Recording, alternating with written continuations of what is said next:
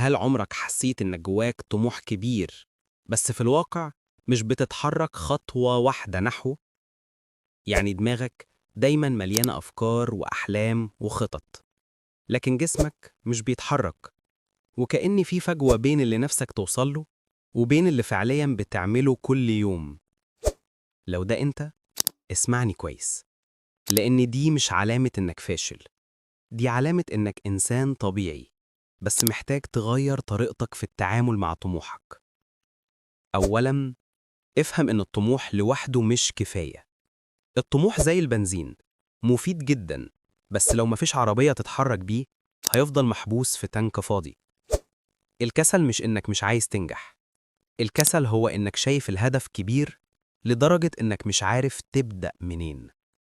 دماغك بتخاف من الخطوات الكبيرة، فبتختار تفضل واقف مكانك. يبقى أول خطوة إنك تصغر الهدف جداً جداً. بدل ما تقول عايز أفتح شركة، خليه هكتب فكرة المشروع على ورقة. بدل ما تقول عايز أكتب كتاب، خليه هكتب سطر واحد النهاردة. كده بتحط أول حجر صغير في طريقك، وده بيكسر شلل الكسل. ثانياً، استغل طاقة الطموح في لحظة الحماس. كلنا بنعدي بلحظة طاقة عالية فجأة. فكرة جاتلك بالليل، أو فيديو حمسك، أو كلام حد شجعك. المشكلة إن اللحظات دي بتيجي وتروح بسرعة، ولو ما استغلتهاش فوراً هتطير. في اللحظة اللي تتحمس فيها، اكتب الخطوة اللي ممكن تعملها حالاً وخليها بسيطة جداً، 5 دقايق أو أقل. مثال: لو حلمك تتعلم مهارة جديدة، افتح موقع تعليمي دلوقتي وسجل حساب. حتى لو مش هتدرس دلوقتي، بس مجرد الحركة دي بتفتح الباب لبداية حقيقية. ثالثاً، حول الطموح إلى نظام يومي صغير. الناس بتفكر في الطموح كحلم كبير، لكن اللي فعلا بيوصلوا بيحولوا الطموح لعادات بسيطة جدا يومية.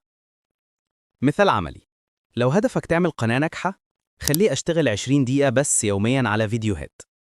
لو هدفك تخس، خليه أمشي 10 دقايق كل يوم بعد الأكل. لو هدفك تبدأ بيزنس، خليه أشتغل 15 دقيقة يوميا أبحث أفكار. 20 دقيقة مش هتخوف دماغك، بس هتخلي الكسل ما يلاقيش فرصة يمسكك. رابعاً، حاصر مصادر التشتت. الكسل ساعات مش كسل حقيقي، هو بس دماغك متشبعة بمشتتات طول الوقت. لو طول الوقت على انستجرام أو تيك توك أو يوتيوب، دماغك متعودة على الدوبامين السريع، فبتكره أي مجهود طويل. اعمل الآتي بشكل عملي: امسح تطبيق واحد يسرق وقتك بشدة، حتى لو مؤقتاً أسبوع. استخدم مؤقت تطبيق فورست أو فوكس تو دو علشان تشتغل 25 دقيقة من غير موبايل. خليك واعي إن أي دقيقة بتهدرها بتبعدك خطوة عن حلمك.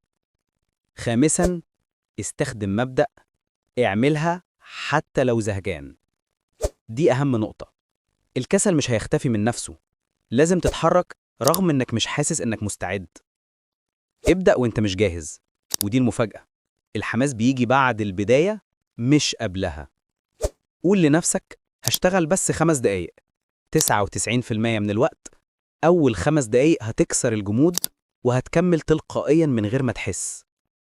سادساً، اربط نفسك بمكان أو شخص يحمسك. ابحث عن مجتمع أو صديق يشاركك هدفك، شاركهم بخطواتك الصغيرة كل يوم حتى لو كانت بسيطة جداً. لما تحس إنك مش لوحدك، الكسل بيقل جداً، والطموح بيتحول لطاقة جماعية. سابعاً، كافئ نفسك على كل خطوة صغيرة. دماغك بتحب المكافآت، فكل ما تنفذ خطوة بسيطة، كافئ نفسك بحاجة صغيرة تحبها. ممكن شوكولاتة، أو حلقة من مسلسل، أو خروجة خفيفة. ده بيبرمج دماغك تربط العمل بالمكافأة مش بالتعب. في الآخر، لو أنت طموح بس كسول، اعرف إن المشكلة مش فيك، المشكلة في النظام اللي بتستخدمه. ابدأ بخطوات صغيرة جدا، استغل طاقة الحماس، حول الطموح لعادات، وابني حياة صغيرة تمشيك ناحية هدفك كل يوم، حتى لو خطوة واحدة. لأن اللي بيوصل مش اللي بدأ بقوة، اللي بيوصل هو اللي مكمل، حتى لو ببطء. والسؤال دلوقتي: إيه أصغر خطوة ممكن تعملها النهاردة عشان تقرب من حلمك؟ ابدأ بيها دلوقتي.